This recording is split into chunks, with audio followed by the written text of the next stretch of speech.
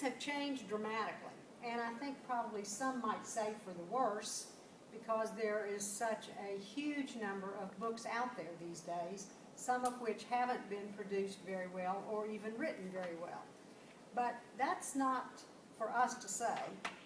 It still gives us an opportunity to publish a book, because if we're not Hemingway, you know, we got to go about it some other way. The thing is that you all now have choices that he never had. He had one opportunity to do it, and that was to find a publisher, an editor, somebody who loved him, and get it published, right? Well, now that's not the case. Things have changed dramatically. We can work on trying to go through the big publishing houses in New York. We can find an independent regional publisher, a micro publisher who only publishes a very few books, a subsidy press, or you can do it yourself. There are just all kinds of ways to do that. And we have writers in Huntington who have done it literally almost every way that you can think of. Marie Manila has gotten a book published just recently called The Patron Saint of Ugly, and it is by a large publishing house. Diane Muffson self-published her list of her collection of articles. John Hash has published 3 books by doing Create Space, and they're just every possible opportunity. Many people have gone through Patrick Grace, which is, he's kind of a hybrid, I guess you would say. So I think the first thing I would say is the question you need to ask yourself is, what's your goal? Is it that you think you've got a dynamite bestseller that everybody in the whole world is going to want to read? Or is it a personal memoir that you really just, all you care about is getting your family a piece of paper, several pieces of paper, together into a book that they can read about your family? I have a friend who published a book called White Witch Doctor, and it's about his time in South Africa. He was a doctor over there. His name is John Hunt. He's a doctor here in town. He's now retired. Well, he started this whole process of writing because he wanted to write down his family's genealogy. Well, it blossomed into a whole lot more than that. But you see, his point was that he just wanted the family to know where he came from and what his history was and what the family history was. Is it just because you've always written and you want to fulfill a lifetime dream of seeing it on paper and somebody else having the opportunity to read it? Is it because you want to showcase all this work you've put into it for all these years and you want to share it? So it really depends on your choice of your goal and why you want to do this, and your ability and willingness to tackle some of the tasks that publishers tackle yourself. Because if you do it your own self, you've got, that's a whole nother side of it that you have to deal with. So let's look at some of the options, traditional all the way to self-publishing, okay? And this is not to say that one's better than the other. Like I said, it depends on your goal and your willingness to work and whether or not you can get accepted by a big publishing house. Some want that. Some want that traditional publisher because they want it to be handed off and somebody else to deal with all the hassle of getting the book to print and out there and marketed. Others want to keep control. Some people are control freaks and they want to know how it's going to be done themselves. And some don't believe they're capable, literally, of doing all that hands-on kind of back-of-the-house business stuff. I listened to a small publishing house editor talk one time, and he said that one of the things that people who do self-publishing don't realize is how much there is in the back of the house that has to be done. You know, the design of the book, the cover of the book, let alone the marketing of it, the submission to contests, the submission for reviews on a national basis. All of that is the thing that they're plugged into that is very difficult for someone to do on their own. Sometimes you want to just get your book out there and you're willing to pay to have it published. That's what they call a subsidy press. And then others simply want to do it themselves or are willing to do that and take on all the work that entails. So in New York, which is where the home of the big publishers has been traditionally, things changed in 2008, like they did in a whole lot of industries, but particularly in the publishing industry. A lot of houses closed, many consolidated. Penguin and Random House joined forces. It's now called, or Penguin and somebody else, I don't even remember now who. It's now called the Penguin Group. And then Amazon entered the picture. So you've got a bunch of big people now.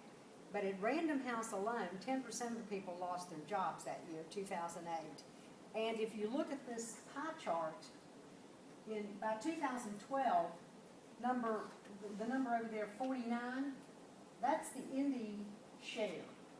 And look how close it got to the big guys. It used to be, they had most of the pie, and the indies were not even around. But by 2012, from 2008 to 2012, that shifted dramatically. He said they're almost tied with the big six. Now, what caused that? Was it because, did the downsizing fuel call it the ebook revolution, or did the self-publishers rise to the top and jump into the void that was created? So, it's kind of a chicken and egg thing. Doesn't matter. The deal is that you've got a whole lot more choices. In 2012, look at this. 347,178 titles were published by traditional publishers, and more, almost close to that number, were self-published or done in print or ebooks. And last year, 1 in 5 out of 80 million books was published by using things like CreateSpace. That gives you all a tremendous opportunity to do your own thing and get your book out there however you want it. When they say books, they mean titles, not the number of books sold. They mean titles. So 3 different books, that's 3, not the number that was sold. And it also means a good thing for people who are readers, because there's a whole lot more out there for people to read. Just look in the book sale. Look how many books there are in there, and those are traditionally published. 90% of those are all traditionally published. We now go on Amazon and compare that number in there and the number that you've seen in bookstores for years. Go on Amazon and see how many there are. My book yesterday ranked 97,000th out of millions of books that are offered on Amazon. I mean, it's just mind-boggling, your choices, the number of places you can buy a book. A lot of authors now get the chance to be read that didn't get that chance before. They were either overlooked in a slush pile someplace, their manuscript, which would have been maybe a really good book if somebody had taken the time to read it. But they didn't see it as a commercial success. And that, I think, is the biggest thing you have to think about when you're talking about the big publishers, is that what they want to look at is not what they used to with Hemingway. They were willing to nurture him and look at his book until they got it to a position where it was a commercial success. Well, now, with all the competition, that's the first thing they look at. The first thing they want to know is this going to make us any money? And if your book doesn't meet that criteria, you're going to stay in the slush pile or never ever get read if they don't think the pitch that's made is worth their time and investment of money and talent. And David Mamet, who's a Pulitzer Prize winning author, said last year that he's now going to self-publishing. He said the reason is publishing is like Hollywood. Nobody ever does the marketing they promise. So that doesn't sound like a real good trend. If you go the big route, it sounds to me like, you're going to do it yourself, whether you publish yourself or whether they publish you. So let's look a little bit more at some of the numbers. CreateSpace is the self-publishing arm of Amazon, and that's the biggest of all of them now. It used to be Ex Libris was big, and iUniverse, but now it's CreateSpace. Well, Amazon is the big elephant in everybody's room, both the traditional publishers and the self-publishers, and they have taken the market and run with it. And they make it so easy for you to self-publish that, it's almost a no-brainer. And we'll talk about that in a little while. But you can see how the numbers have jumped and how some of the others have decreased.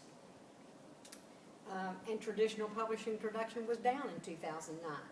They've actually reduced the number of pieces, the number of titles that they publish. So they can see the trend as well. They see that, it's not all about the hardcover. It's not all about the traditional way of doing it. So what really accounts for this? You're looking at technology. Now that you can print on demand, you can upload a file, you don't have to send it to be, typeset anymore. I mean, typesetters are out of business. There's no such thing. It's all send a PDF file or a document and we'll publish your book. No big deal. Whatever you want. It's just so easy with the availability now of computers and the internet and publishing on demand. It's the do-it-yourself age of publishing, really. So that gives you the opportunity, and the question still is, which way? Okay, let's go back to talking about these for a little bit. With these guys, you need an agent, or the best query letter that anybody ever wrote. Most of these guys do not accept a book, a manuscript, let's call it, unless it comes through an agent. They trust those people, they have a relationship with them, and they don't know you from Adam's house cat. And they're not going to look at a book that you send in to them 90% of the time. Now, these are the big guys. And even Amazon has now got its own imprints. Most of these guys, you see a book and it could say any number of titles as the publisher, but it's part of the Macmillan Group, or it's part of Random House, or it's part of HarperCollins. That's called an imprint. And Amazon's done the same thing. They have an imprint for thrillers, an imprint for this, an imprint for that. Sheila Redling, who goes, her books are all by S.G. Redling, published a book called Flower Town, which sold 100,000 copies so far. And that's not even the German version or the E-version. That's just paperback books through their imprint called Thomas & Mercer. But it, again, had to go through an agent first before they picked it up. So that's a traditional publisher. So the first question you have to answer there is, how do I attract an agent?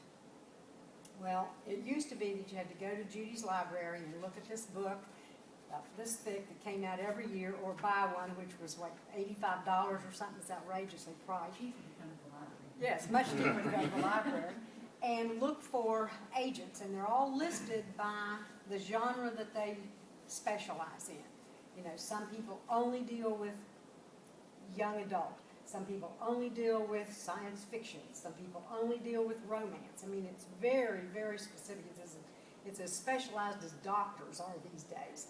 And you've got to go find that agent. Well, all right, so you get a bunch of names, and now you have to write a query letter to them to attract them to come and talk to you or communicate with you.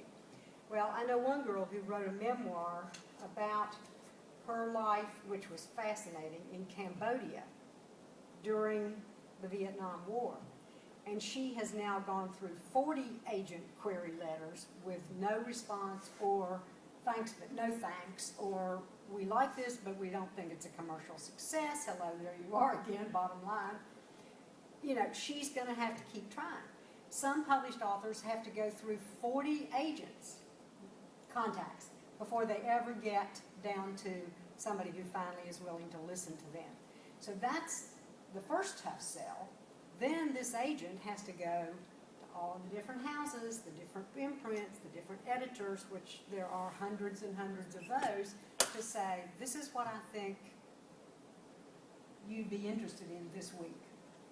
Well, needless to say, we're talking about a long time before anybody, if they do, says yes to you. So let's suppose that you get that, okay? Let's suppose that one of these guys picks you up. They will give you about 6 weeks of marketing help, unless you're somebody like Pat Conroy or Ernest Hemingway. And after that, you're old news. They're moving on to the next big thing because they think they're waiting for the one that's going to make them $1 squillion, right? Like J.K. Rowling. And you may be left with a whole lot of books on the remainder table because they're not buying big chunks of space on the bookshelves for you. They're buying them for the next big thing. So I don't mean to sound discouraging about this, but it's a crapshoot at best. And getting in with a big publisher is a huge, huge get, as they say. So now let's say we got another choice. Let's go with an independent or a niche publisher. These are the smaller houses. Algonquin is one, it's in North Carolina. Woodland Press is a West Virginia publisher. There's some smaller ones, Tin House, things like that. And they give you better marketing help because they're smaller. They will usually take unagented work. They have maybe a shorter turnaround time, but that's not necessarily true because of their small staff. They may not be able to take, as you know, they may not have the time to deal with as many books as come into them.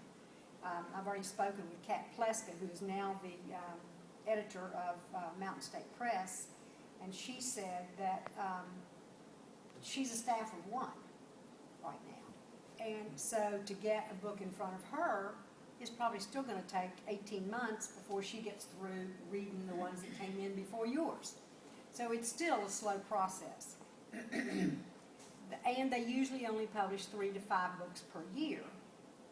It still takes a while to get that response. They have a small staff, and in some cases the royalties are not paid until after their costs are earned out. What that means is that they have to calculate everything that it costs them to publish that book, and after that's been paid back to the company, then you start getting royalties. Now, there's larger royalties percentage-wise usually than the big houses or, say, academic presses or some of the bigger regionals, but still, that's a wait. And if it never earns out, guess what? You never get your royalties. So you've now got a book out there, but it's not producing any revenue for you. And you have to, that's another thing. You have to make the decision, are you in this for the money? Because if you are, forget it.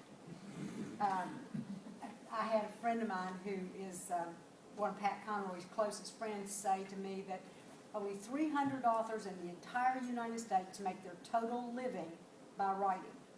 And he said, and I'm not even one of them anymore, and he's a well-published, well-respected author because I'm on Social Security. So he said, you know, there just aren't that many of them out there that are making their sole living through their writing. Many teach, many give workshops, many write magazine articles, whatever, or their wife has a job or they have a job on the side. So it's not a lucrative business, shall we say, except for a select few. You might choose that option, however, this one, because your book exactly fits their publishing mission. For instance, we have publishers that only publish things about West Virginia. Well, if that's what your book's about, then by all means, propose something to them. Certainly don't go to North Carolina if their book only, their list only encompasses North Carolina authors. Same thing with Georgia. I mean, it happens. There are publishing houses that only deal with authors from their own state, or the subject matter has to be about their own state. Okay, so now we have subsidy presses. Okay, you've filtered through 2 choices. Now here's a third one. By definition, this is one where somebody pays to have their book published. Now that sounds and all that kind of stuff. Well, that's not quite true anymore. It isn't. You get some editorial help if you pay somebody. The plus is that it's going to be published because you're going to pay some of the printing costs or some costs to get it developed, get it vetted, shall we say, get it edited. Depends on the press itself and how much editorial help they provide, and sometimes it's a tiered thing. So you pay X price to get your book edited, X price to get it designed and produced, and X price to get it printed. So you may have 3 steps before you get to the final. But the flip side of that is that you probably get a huge amount of the royalties, which help pay back what you've spent to get it out there. Now, if they help you do marketing and it markets well, then you may make some money because you're earning back what you've already paid out. So just because they print your book, however, doesn't necessarily mean that they are endorsing it. You know, when you go to some of these, used to be like iUniverse, you'd see a book come from iUniverse, and many times it was not well published, not well produced, not well edited, not well proofed, and you could tell it. I think that's gotten better now, and but still it's up to you to proof it in many cases. So there are some pitfalls, to say the least, about subsidy presses. And sometimes bookstores are not real keen on giving book space to books that are not well produced and self-published. That's getting a little bit better too, and if you look out there what Empire's got, many of those are self-published books and they're done well. But sometimes the bigger bookstores, Books A Million had a policy at one time that they didn't take any books that were self-published. I don't know if that's changed now or not, but there are some holdover stigmas left to self-publishing. All right, so the basic trick is, it goes this way. The author writes a novel or a nonfiction book, finds an agent. You can see how it works. Goes down the list, the royalties flow, right? Assuming that all works. Down here, same kind of deal. The author writes it, they upload the manuscript, the book's published, and now the author does the other side of the work. You can't just stay home and write, you got to do all the rest of it. And then you get income from the sales. So I think what we need to talk about is this marketing piece. And I'm going to show you the 3 books that I wrote. A little shameless self-promotion here. And how I did it. And this is what I said in the beginning, is that I did it 3 ways. Father's Troubles was published in 2003 by Patrick Grace, who originally had been the teacher. I had taken the life writing class. The very first one, I weaseled my way into the class and then told him I didn't want to write a memoir or anything about myself, but that it was about my grandfather, but I didn't want to call it him. I wanted to make it a novel. So he squirmed a bit after I got myself in there, but then I started doing the writing, and he was impressed with the writing itself and the story on top of that. And so I hired him to do the editing, and it was like turning in homework assignments, one at a time, chapter at a chapter. But it kept me writing. It's like, there's somebody cracking a whip, right? And then afterwards, he did market it to various agents and publishers in New York, and even Algonquin, some smaller publishers. And we got really nice rejection letters. They were lovely. And actually some of them weren't just your standard, go away and don't ever bother me. They were nicely written and personalized. Well, it's still no. It doesn't make any difference. It's still no. And I'm not a real patient person. That's one of the things I have to work on.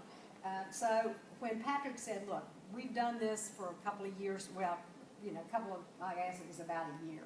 He said, I would like to publish this book. It needs to be out, and I'm happy to publish it. And he created his imprint called Mid-Atlantic Publishing, under Publisher's Place, and published this book. So it is what I would call a hybrid. Back then there was no print on demand. We're talking 10, 11 years ago. There was no print on demand, so we had a printer in Canada that actually printed this book.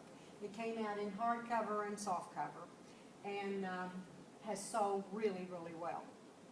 He got good reviews. He got national reviews for it, and he entered it in a contest, and it was shortlisted, that's a good term for runner-up, for Historical Fiction Book of the Year in 2003, which is a great thing to put on your resume and to promote yourself for another book. And he put it in stores. He got it into the distributors, Ingram and Baker and Taylor, who distribute to everybody. Got it at Amazon and all that kind of stuff. And I did the local marketing, and I went everywhere.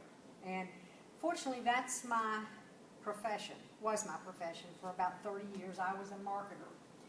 And I know how to do that stuff.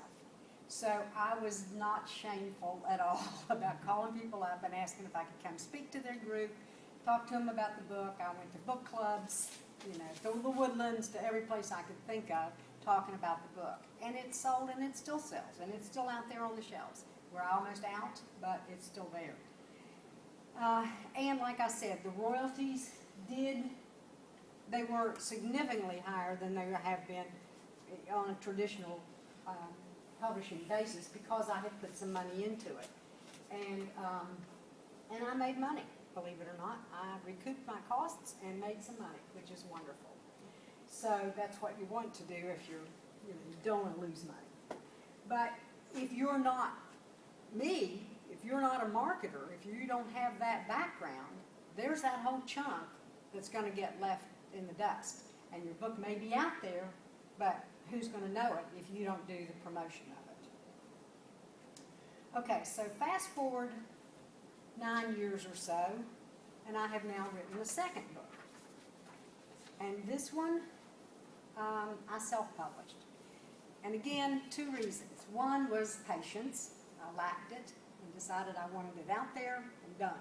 The other is that the subject matter was difficult to find a publisher that was receptive to it. It's about a young woman who has always looked for Prince Charming, and when she thinks she's found him and marries him and is pregnant by him, she discovers he's a closeted gay man, and she's homophobic and a hard-shell Baptist.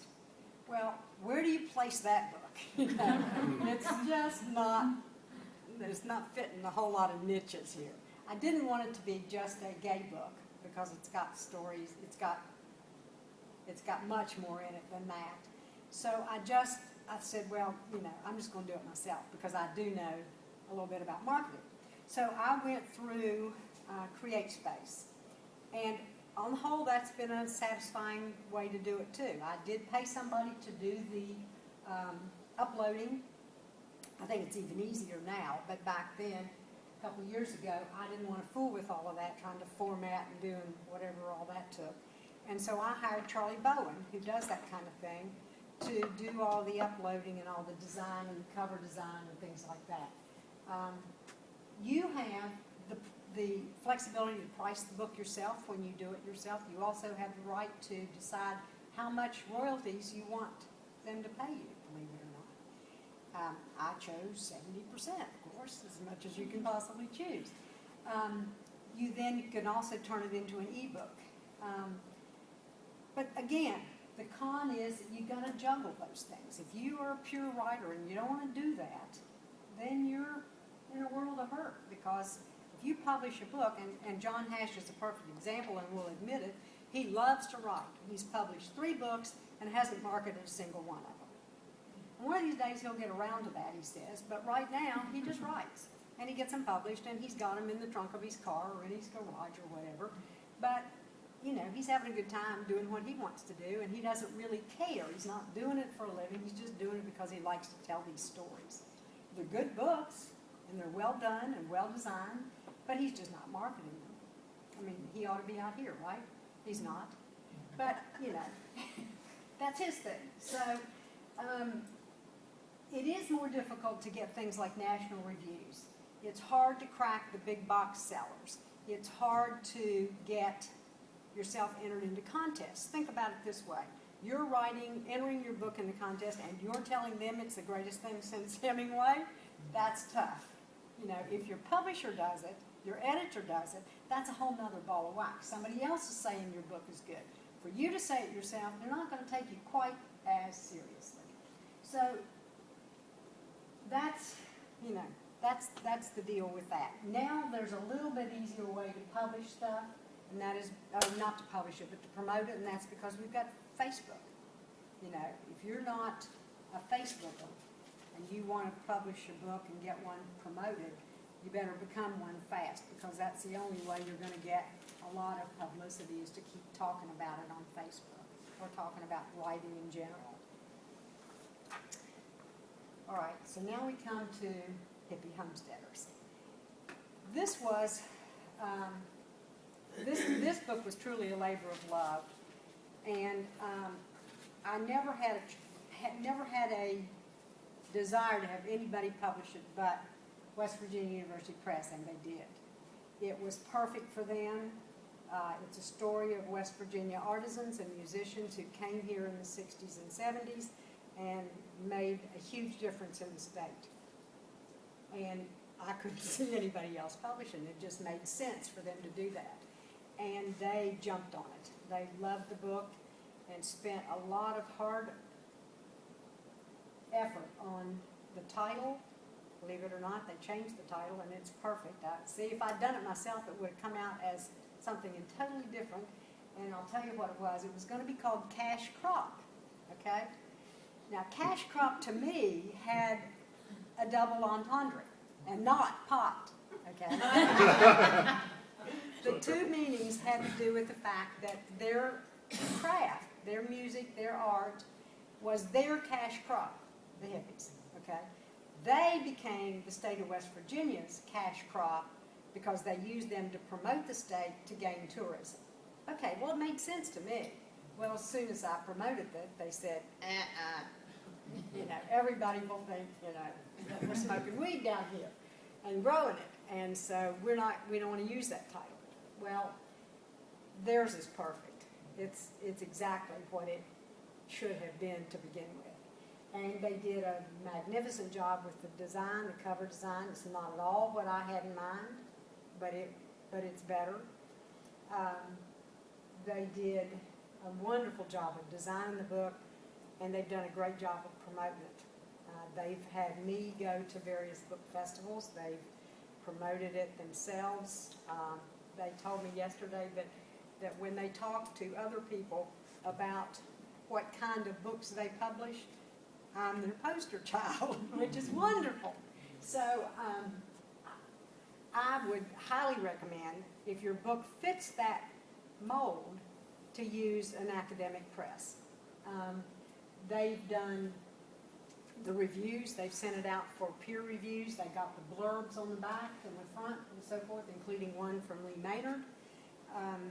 They've entered it into contests, and we're waiting to hear on some of them. They've done a significant effort in getting me into book festivals and things like that. And there is a prestige value by being able to say, published by so-and-so. It puts a stamp of approval somehow on your book. But like a lot of traditional publishers, there are all of these cons, you know, and if you're willing to live with those, then that's the way to go. I can't argue with it for this particular book, and it's, you know, I think it's still, you still end up having to do a lot of your own marketing. I've done that as well, but in collaboration with the press. And they set the book price. The royalties are lower, and they're the net sales, so they allow for returns and allowances, that kind of thing. The publisher owns the books, and when I want to take them to some place, I buy them at the wholesale price, and then I've got them, and then I make a little more money, but I don't get a royalty on what I sell. Makes sense. I'm making all the money and not them. So it still took somewhere in the neighborhood of almost 2 years from the time that they said yes to when we got the book out. I think it was actually more closer to 18 months. And it still took a while. You know, that's a long time from the time you send in a manuscript and you sit there with, you know, wringing your hands as to whether or not all these peer reviewers like it. And then when they tell you yes, then you go through the edits and the proofing and permissions for the pictures, because it's got about 53 pictures in it. Permissions for the pictures and layout and cover design, and you know. And the nice thing was that they were all willing to let me have a say in most of this, which was wonderful. Lots of publishers don't do that, but they did.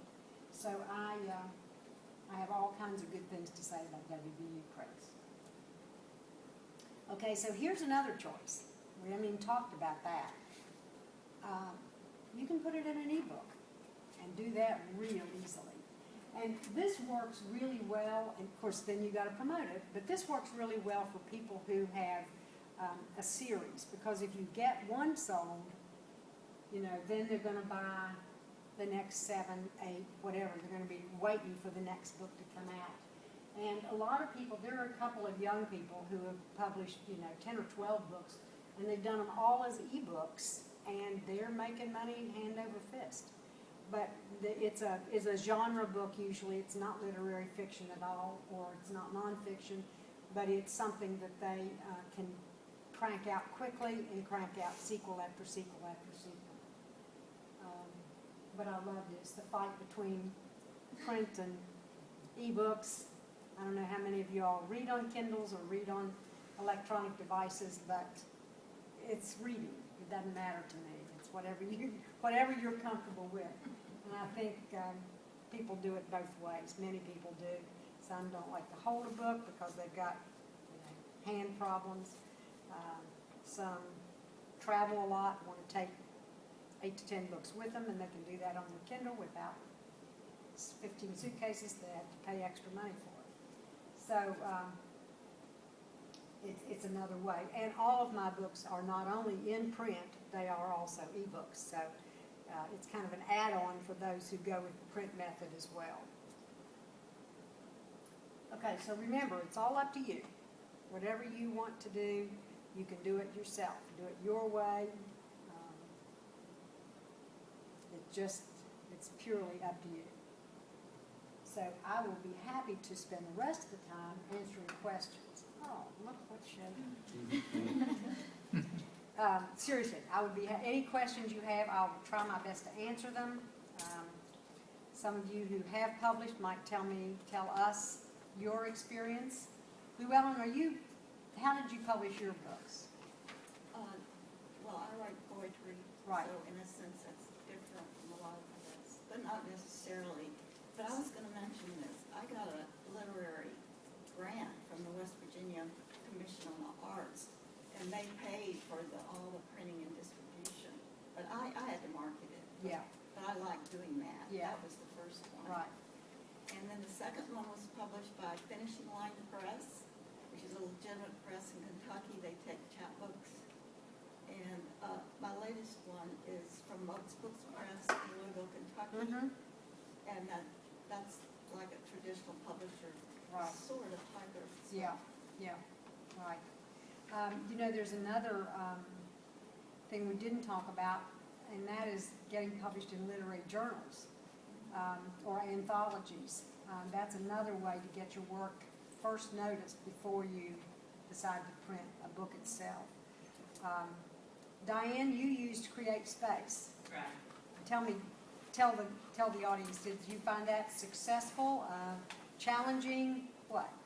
It was, I think, rapid and fairly easy, and I have to admit I didn't have patience for, say, a 2-year wait, and I said, no, I just want to do this. And if you just want to do it, then that is a very good way to go about doing it. They work well, and of course I learned a few things over time. Yeah, you do, every time you do it. What questions? Yes, I have a question. Pam. I want to know why. You may not have this answer for her, but how come when Barnes & Noble order like 50 units of your book and they sell 12, you have to buy back the other ones? Why don't they just have to mark them down and keep them because they just aren't very good at what they do? Well, it depends on where they got the books, I guess. I have not heard of anybody having to actually buy them back. What generally happens, and this is the bane of all small publishers' lives, they have the right to return books. Bookstores retain that right, and for some unknown reason, the tradition has always been that the publisher has to pay the shipping, both going and coming. And so these distributors, like Baker and Taylor and Ingram, often get small publishers over a barrel, literally, by doing that to them so that their inventory is low, the store's inventory is low, and the publisher ends up, some cases, and this happened to Patrick at least once, owing more money in shipping charges to Ingram than they owed him in books. Now that's just wrong on the face of it, but it happens. So say they would order, let's just talk about Father's Troubles, okay? They would order 30 copies of Father's Troubles, or a case of books. Two cases of books, that's 15 books each, okay? They would decide a month later that they only wanted the first 15, and they would return without notice the second 15 and bill Patrick for the shipping.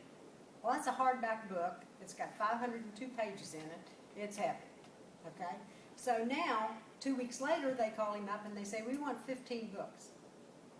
So he ships them. 2 weeks later, they send back 10. I mean, it's constant. So it's a matter of maintaining their own bottom line and their own inventory. And bookstores rule, and those distributors rule, and the publisher gets left in the lurch. And I've not heard that authors actually have to buy their books back. Well, I'm a publisher. Yeah. Correctly. So they're not actually buying the book, they're paying the shipping to get them back. And of Can you course, fix that in a contract beforehand? good luck. Yeah. If you, like create space or something, you choose whether you want your book to be a downloadable book or whether it's printed or do you automatically do both? Yeah, or- you can do it one way or the other, yes. But you can do them both. also. Yes, you can. So if you're gonna do that and you want downloads, but then you want to have, say, 100 copies because you're gonna go put them in some places around here, you just order 100 copies or do you You order buy. from? That's right. You, like, for instance, with Diane and I, we bought books, I don't know, mine, Amor Masamad is about $4.95 for me to buy it. Okay, so I would order books. I'd get a case of books, and then I go out and sell them for $16.95, which is the sale price on Amazon and printed on the book. So I'm only paying the print cost of that book. So you go in as, I'm the author, I want to buy this Yes. thing, you don't have to buy That's it. right. Okay. No, right, you buy it as the author. Right, And you said you hired someone to upload that? I did. Okay. Did you do your own, or did you pay somebody to upload, do all the formatting, Diane? No, I live with somebody who's very Ah. techy, Good. so I got a very good deal. Yes, I bet you did. So is it pretty easy to understand? I mean, I haven't even gone on there. Yeah, but I think that- it's easier than it even was a couple of years ago. I think you used to have to play some of their formatting games, Yeah. and I don't think that's as difficult now. It's a document, it's a Word document. You Oh. send it to them, and they do their magic. Well, I've got a piece of art even that I created that I want to use as the cover. So Mm-hmm. can you do that? You just upload something like that to them Yes, also? yes, yes. Charlie designed the cover of Amor Masamad. Yeah. The other thing I would say, in terms of design, both Father's Troubles and Hippie Homesteaders have really, in my mind, beautiful designs of the pages inside, okay? They have a raised cap at the beginning of each paragraph, or of each chapter, rather. They have different font for the chapter names. Father's Troubles even has a piece of art at the beginning of each chapter to distinguish whether or not it's a book, whether or not it's the story of the granddaughter or the grandfather, okay? You cannot do that with Create Space or with, doing it self-publishing. It's pretty standard. There aren't drop caps and things like that. So it's a pretty standard look to the book. And it's, to me, part of the beauty of both of those books is the person who designed them, in the interior of the books. So there's a little bit of a difference there. I think that. And the paper quality can change too. I think that might actually even be changing on Create Space. 'Cause Is it? A group that I'm involved with, we're doing an anthology, and we have a little piece of artwork, and we're doing it through Create Oh, Space. good for And I you. just proofed a copy of it. They sent it to my Kindle as a personal document, and it looks like it's going through. Wonderful. correctly. Well, good. So it's Everett, if I gave this again tomorrow, it'd be changed, So So, you know, good, thanks for sharing that, I appreciate it. What other questions do we have? No? Come on, I left all this time for you guys to talk, yes. No, it's personal. Is anybody an illustrator? Is anybody an illustrator in here? I've got a regional press who wants to do a picture book. I'm looking for an illustrator for it. I know a lot of artists. I mean, that's sort of probably more than I could do, but I know a lot of artists if you're being. Okay. See? Yes, good, good, all right, making connections. I know how you go about getting the agent and stuff, but how do you go about once you get it published? How do you market it? Like, do you just go to book signings and stuff, or is there anything other than that you do? Yes, yes, there is. One of the things that's been wonderful about, well, at least the first two books, is getting it reviewed. If you can get reviewers to do it, and Father's Troubles, I know it was reviewed in Publishers Weekly and by Kirkus, and I'm sure that Hippie Homesteaders was too, I just haven't seen them, but, this book has been reviewed in the Huntington paper, in the Charleston paper, in several different statewide publications. Realistically, that's a book that probably has its biggest draw in West Virginia. So that's where WVU put their promotion, was to try and get newspapers and people. Oh, it's been reviewed in Now and Then magazine, in West Virginia Living magazine, and a variety of places like that. And the publisher did that, okay? When I did Amo Masamat, I met with one person and he reviewed it, and I'm not sure it got reviewed anywhere else. You know, but that's had to be somebody I knew here in Huntington who wrote reviews. So, yeah, reviewing is a way. I mean, if you ever read the New York Times book review, that's how most people come to the conclusion that there's a book out there they want to buy, or they hear about it, you know, from somebody who read that. The other thing is to get it into contests, and that gives you additional publicity and promotion. I took, for Father's Troubles, I really went completely off the chain, and I bought billboards around Huntington and put them up, and I was working with the billboard company then because I was the marketing director of Goodwill, and I knew that if you have locations that they don't normally get sold, you can pay for the paper to do the billboard and not the ad space. So I called up my handy, friendly rep and bought 5 billboards in town, and they were places that didn't have high demand, but they were good spots, and they stayed there for probably 3 months or more when that book came out, instead of for, you know, a week or two like they usually do. So I did that. I took out ads in the West Virginia Writers Conference booklet. We didn't have social media back then, or I'd have blitzed it. So, you know, just whatever you can think of. I made phone calls to people that I knew, and it helped to be from Huntington, so that was, you know, easy to do. And I spoke at places like the Woodlands, like the Rotary Club, the Lions Club, the Kiwanis Club, the Women's Club, you know.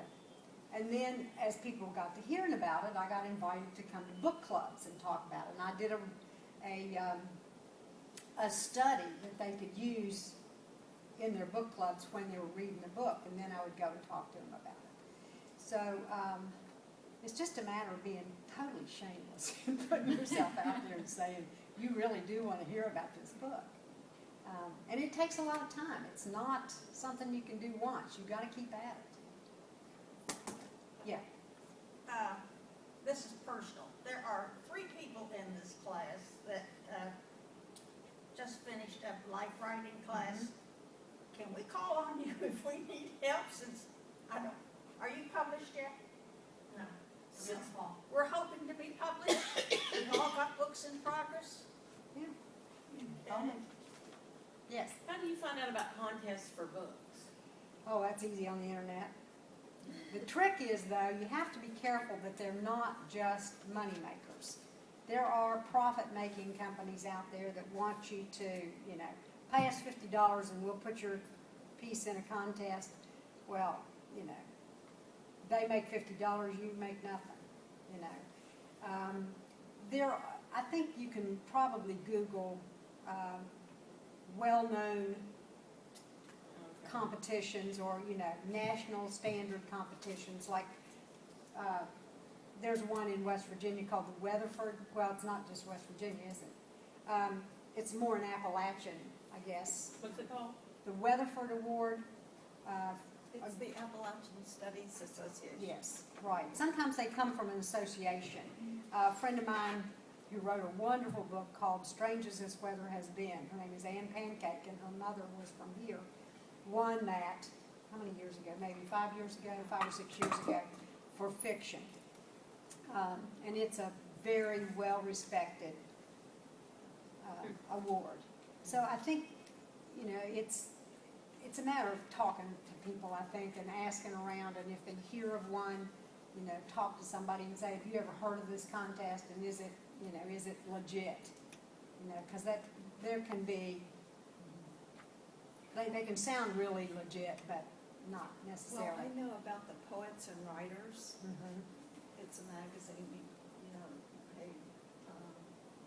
they send you one, I don't know how many times a year, 3 or 4, but they always have contests. And doesn't Writer's Digest as well? Yes, I Yeah. do know about that one. I've lost that one. Yeah. They just had one that said how you can enter a contest without paying any money. Oh, that's an article about Well, that? yeah, I wanna know that. An article about that? I think they listed and talked about that. That's good. Yeah, I don't think you should have to pay. It's sort of like an agent. If an agent says, pay me, you know, X, Y, Z, and I'll become your agent, run as fast as you can in the other direction, because that's not legitimate. It's Well- actually illegal. Yeah, but you can trust the ones in Poets and Writers. Yes. Right. What about local attorneys that are good at literary contracts? I do not know of any. I don't know if there, I don't know if there's anybody in town that specifically deals in that or not. Literary contracts, lawyers. How far do you have to go? I don't know. Maybe Lexington, Columbus. I don't know. I really do not. But I think also, if you join the Authors Guild, I think they have some standard contracts that you can look at. It seems to me I've read about that. I used to get Publishers Weekly all the time, and I don't anymore, but I think the Authors Guild has ways to help you with that kind of stuff. Anything else? You all have been a terrific audience. Thank you so much for coming, and if you think of any other questions, I'll be around. And I'll be